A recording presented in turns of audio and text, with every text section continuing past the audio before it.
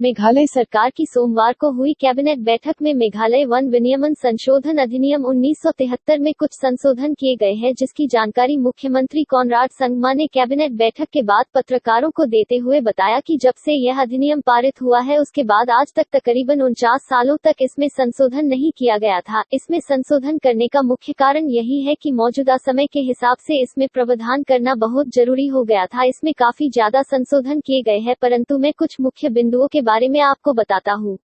उन्होंने बताया कि संशोधन में फॉरेस्ट गार्ड और ऑफिसर्स को कुछ और पावर दिए गए हैं और उनका सशक्तिकरण किया गया है। इसके अलावा जंगल के खिलाफ आपराधिक घटनाओं के लिए जुर्माना, सजा और दूसरे प्रावधान मौजूदा स्थिति के अनुसार संशोधित किए गए, जो काफी पुराने हो चुके थे। इस संशोधन के जरिए पुलिस के अलावा विभिन्न कानून प्रवर्तन एजेंसियों को यह अधिकार दिया गया है कि जंगल के खिलाफ आपराधिक घटनाओं को अंजाम देने वालों के खिलाफ त्वरित कार्रवाई करने की और उन्हें गिरफ्तार करने की, और यह बहुत जरूरी था।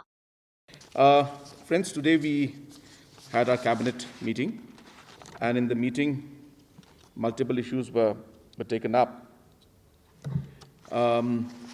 First, we have today amended the Meghalaya Forest Regulation 1973 Act. This Meghalaya Forest Regulation 1973 Act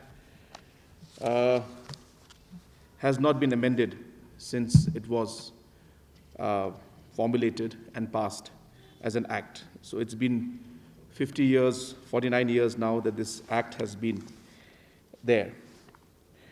Now, the reason why this act has to be, of course, amended is because of the fact that many things and many issues have changed.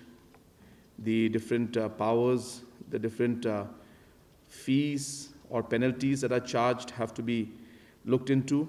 So therefore, a large number of amendments were done. I will just mention one or two. So in the proposed bill, it was proposed to confer the aforesaid powers on forest officers of the state. The bill aims to provide punishment in tune with current times to act as effective deterrent against forest offenses.